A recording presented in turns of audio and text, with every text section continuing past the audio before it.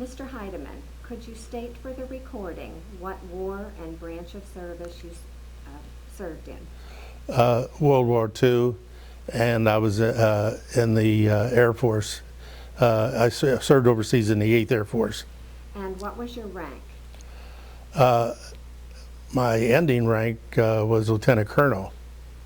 And where exactly did you serve? I served out of England, flew out of England. Were you drafted or did you enlist? I enlisted. And when was that? That was, let's see, February of 43 And where were you living at the time? in Cincinnati. And can you tell me why you enlisted? Well, at that time, the draft was in effect, and I always wanted to fly. I'd been interested in flying all my life, and that seemed to be the branch of service I would want to go into. So that was the reason that I took the tests that were necessary and passed those and volunteered on that basis. What were you doing at the time? I was working as a machinist. Can you tell me anything about your training experience? Do you remember when you first left home to go into training? Yes. I left and reported at Fort Thomas, Kentucky. At that time there was a post over there.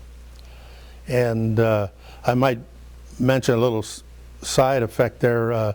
I met at that post another Air Force, another individual was going in the Air Force named Glenn Hodge from Louisville.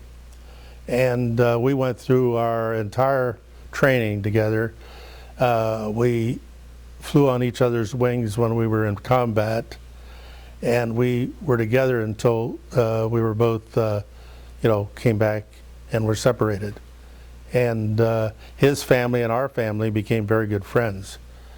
And we used to go down to Louisville and visit. They would come up here. Unfortunately, he passed away about 3 years ago from cancer.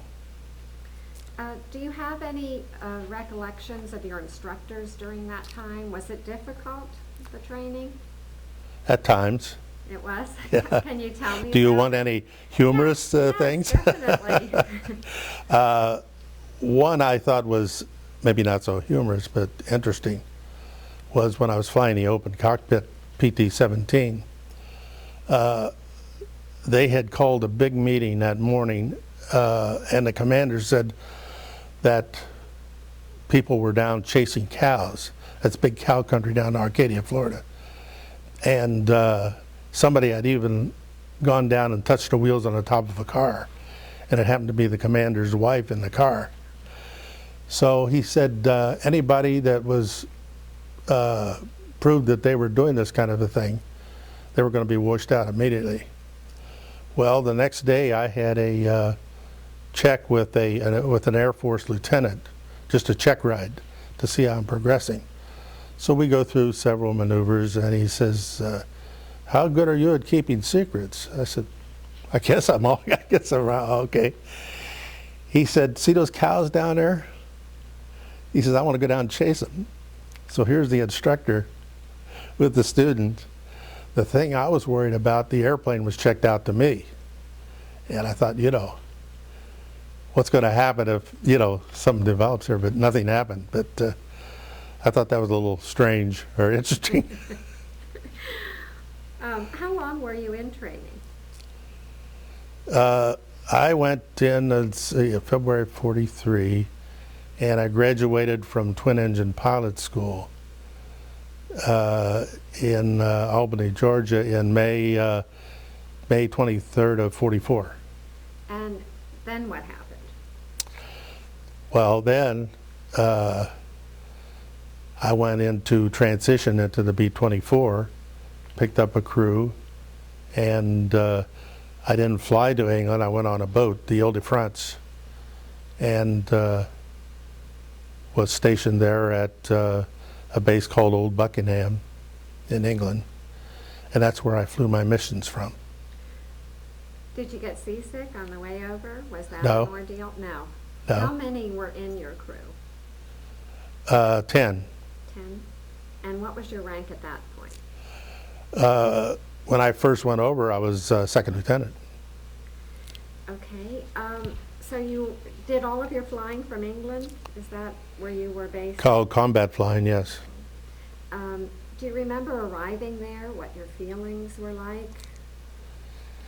Kind of busy getting situated, finding out, what's going on.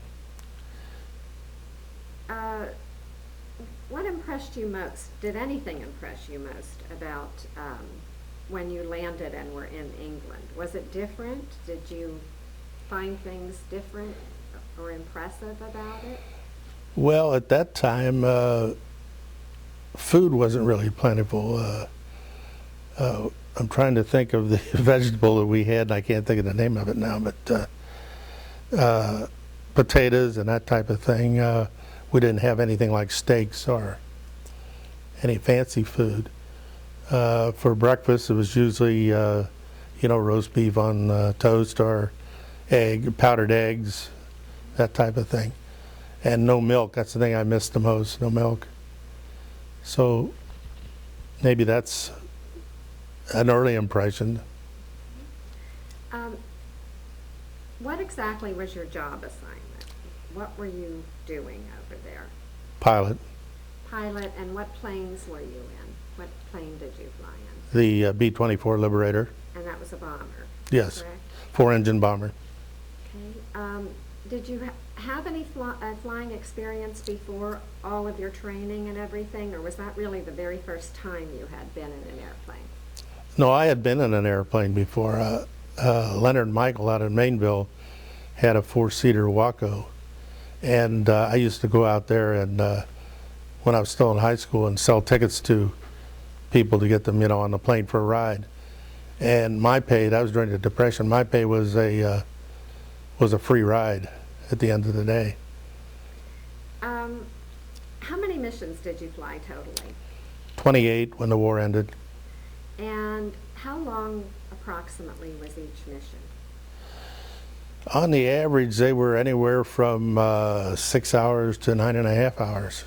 Did you have any break time in between, or could you possibly go out on a mission, turn around, and go out on another one? Well, you could go the next day. Normally you didn't. You flew one day, or you may fly 3 straight days and then have a couple of days off. I guess it depended on what was required. And how did you brief for the missions? What was the process? Well, you went to a meeting where the people that were going to run the mission talked to you, told what the target was going to be, about how long you would be in the air. Then you got a weather briefing, and that was about it. You knew where you was going, when you were going to take off, and how long the mission was going to be, what your target was going to be, and that's pretty much it. How did you know? How did you know when you reached a target? Could you see it from the plane? Could you see what you were? You could at times. Sometimes it was overcast. But at that time, the bombing was done primarily with the lead plane. The lead bombardier would drop a smoke bomb, and everybody would drop their bombs on it. I guess you call that mass bombing. They don't do that today, but that's the way it was done. How many bombers might there be on a mission? Well, there was in the group would be 28. 28. Someone that I interviewed got very emotional when he was talking about this. He flew a fighter plane, but he said to me that he was most impressed by the gentlemen who flew the bombers, because he said that they just, all you could see was a sea of these bomber planes. Yeah. They would just just keep going. One might be shot down, but they never broke ranks. Yeah. Just kept going. What do you think of that? He was extremely admiring Uh-huh. of those of you who flew the bombers. Well, that was it. I mean, you couldn't break formation. I had to break formation one time when I got a propeller shot off, and another engine shot out, and but normally you wanted to stay with the formation, with the group, because then that gave you a little more firepower. Of course, we were over there when the Nazis were running out of fuel, and the fighters weren't like they were in the early days. Our biggest problem was the flak, the anti-aircraft.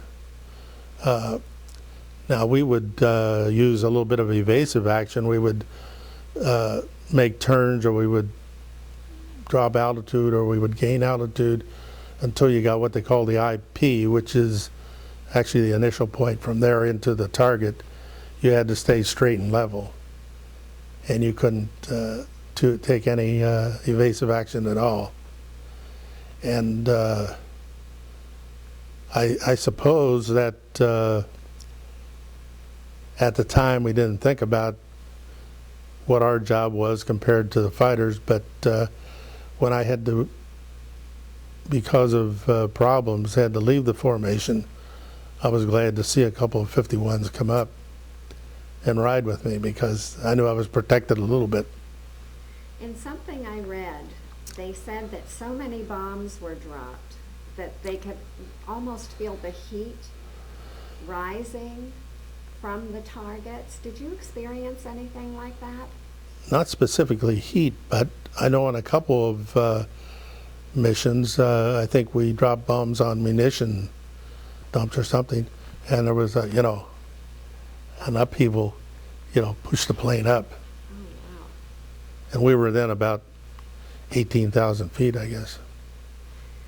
Were there any casualties on the plane that you were flying?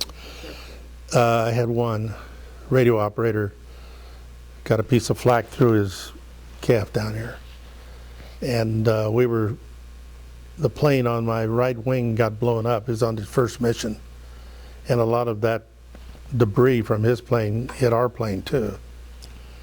And we had to land in France. I landed a little fighter strip there because there was a hospital. The navigator told me there was a hospital there, and was able to land there and get him to the hospital, and saved his leg. There's a little side story to that too. This was at Lille, France, and I was over at Anderson Mercy Hospital, over here in Anderson, and this nurse was getting me ready, taking blood and what have you, and I noticed that she had a little accent, and I said, "Where are you from?" She said, "I'm from France." And I said, "I thought maybe you were." I said, "Well, I was in France a couple of times." I said, "One time I had to land at a little strip at a place called Lille. It could have been called Lily or Lille." And she says, "It's Lille. It's my hometown." Wow. Of course, at that time, she wasn't even born yet, Small world. Yeah. Can you describe a usual mission for me? What your feelings were, what it was like? It was primarily just being busy finding formation. You had to concentrate continually on, the position of your airplane to the other airplanes, and I would say that would be actually you didn't have much time to think about it until you start seeing the flak up ahead, and you're thinking, well, I hope they haven't got my number, Mm-hmm. And just the other day I was talking to, I exercise over here at the hospital 3 days a week, and there's an individual over there who was in the German army, and he said he was 16 at the time, and his job was to set the timing on the shells that they shot at us. So I said, "Oh, you were trying to shoot me down?" He said, "Yeah, I was." But he came over here and then joined the U.S. Air Force. Really? Yeah.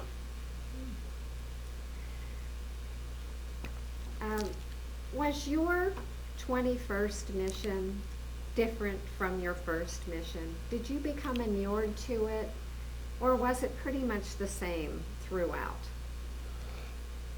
Well, the only thing I could say is that, you got more experience, and by doing that type of flying, you hope you get a little more proficient at it.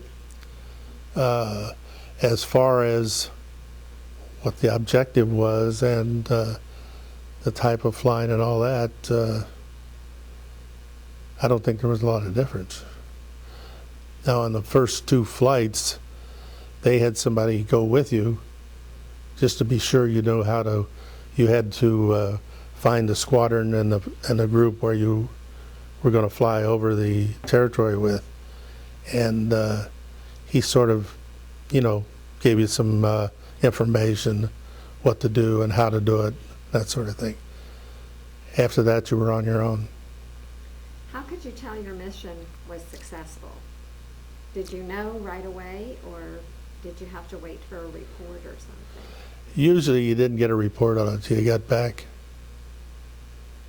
You knew that you hit something, whether you actually hit the target as prescribed or not. I never really knew until we got back.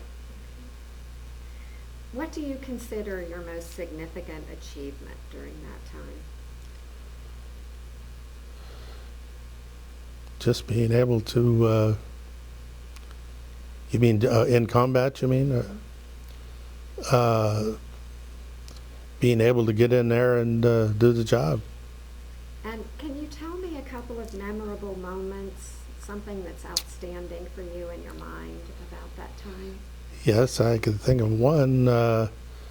We were on a bomb run, and at the briefing they told us that right after they dropped the bombs, they would make a steep left turn so that they didn't go over this little island called Heligoland, I think it was, that had a lot of anti-aircraft. It was around where the sub-pens were.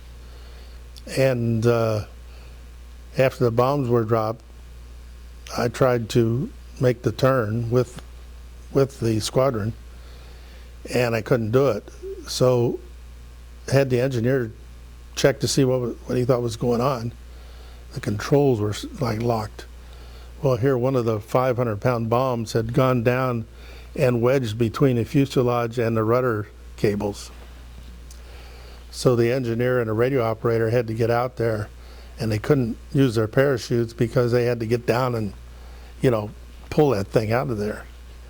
And I think that was most probably one of the most harrowing experiences, because we weren't able to make the turn with the group, and that meant that we got into a lot of flack. We didn't get hit though, but that was and as far as I know, I didn't know of anybody else that happened to, but maybe it did, I don't know.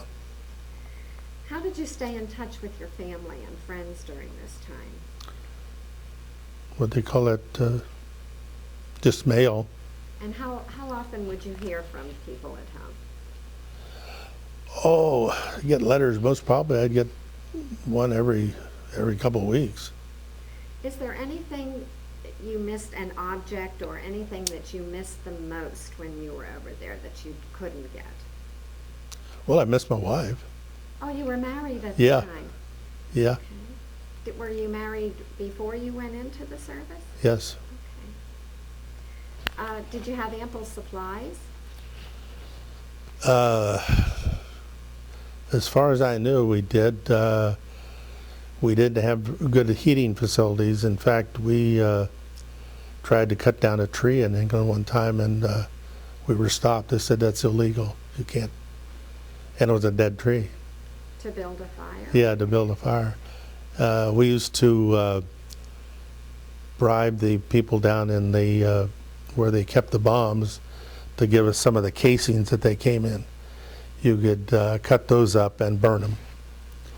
But we had to kind of do that on our own. There were no prescribed heating units or anything like that. Did you feel pressure or stress during the time? Oh, yeah. And how did you cope with that? Well, at that time, if you wanted, they'd give you a shot of whiskey when you got back. Did you have a lot of shots of whiskey? Well, it's probably more than I should have had. Did you do anything in particular for good luck? Carry anything or have any little rituals that... No, not really. No? Do you remember anybody else doing anything like that? I think somebody carried a rabbit's foot or something like that, or a certain coin that they had kept, one of the crew members would have, but that's about all. Can you tell me anything about a couple of the people that you made close friendships with? Yes, as I mentioned in the beginning, Glenn Hodge from Louisville, and as far as we could find out, there weren't any other situation like ours, because all through training we went to the same classes. If he had trouble with certain thing, I remember he used to have trouble with the Morse code, and I helped him with that, and he helped me on other things. And we were just real close, and we always were, you know, in Maxwell, when we went down there for pre-flight, they had 8 guys in a room, and he was in the room with me, and down in Arcadia, Florida, he was in a room with me, and and most probably my name being Heideman and his Hodge, and it was done alphabetically, that most probably had something to do with it. But we both thought that was pretty unusual, that we could go all through our training, go all through combat and everything, and, you know, stay with each other. You must have become pretty close. Oh, we did, yeah. Yeah, our families came. They had 3 boys, and we had 3 girls at that time. And then they eventually had 1 girl, and we had 1 boy. And we used to go on outings together. You know, we'd meet down at Carrollton, or get together, you know, for picnics or outings or whatever. And I really missed when he passed away. Do you recall any unusual or humorous event that happened to you or another soldier when you were in England?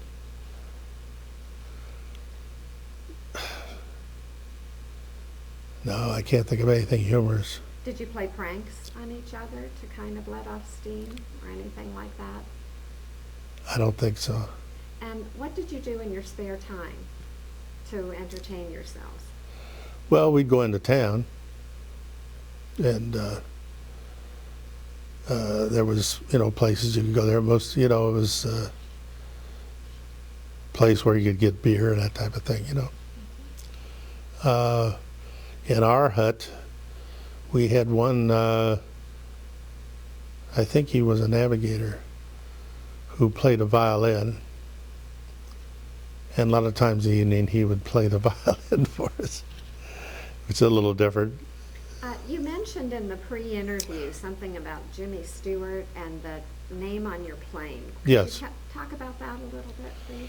Yes, Jimmy Stewart, the actor, was the executive officer at Old Buckenham when I arrived there. He later went to another base, but the plane that I flew mostly and had the most pictures of was called Whiskey Jingles.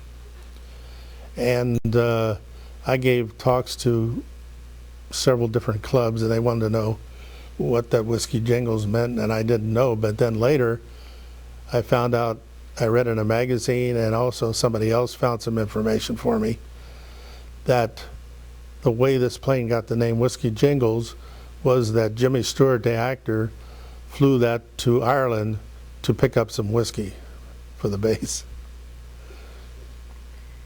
Do you recall the day that your service ended? You found out that it was over for you. Yes, I was glad that that it was over, but then I signed up for the reserves. And how long were you in the reserves? I was in the reserves a little over 20 years. When the war ended, what was your rank at that time? When the war ended, I was first lieutenant. Where were you when you heard that you were done, that your service was done? Were you in England at the time? I was in England, yeah. But see, at that time, I was scheduled to go into B-29s, to go into the Pacific Theater. And before that came about, the war ended there. You must have been pretty relieved. Yeah. What did you do in the days and weeks afterward? You mean after I came home? Mm-hmm. Well, I started going to school at the University of Cincinnati, and I graduated from there. And from there, I went with Federated Department Stores, and I stayed there for a number of years, and then I finally went into my own business, manufacturing rep business. And I'm sorry. that's good. Did you go to school on the GI Bill? Yes.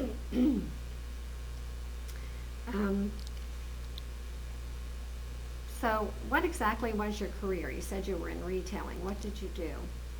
Well, I started out, a buyer and merchandising, and I was in that end of it. What do you think was the biggest thing that you learned from your time in the service? Well, it's probably, how to pick something you want to do and stick with it. Put your mind to it and do it.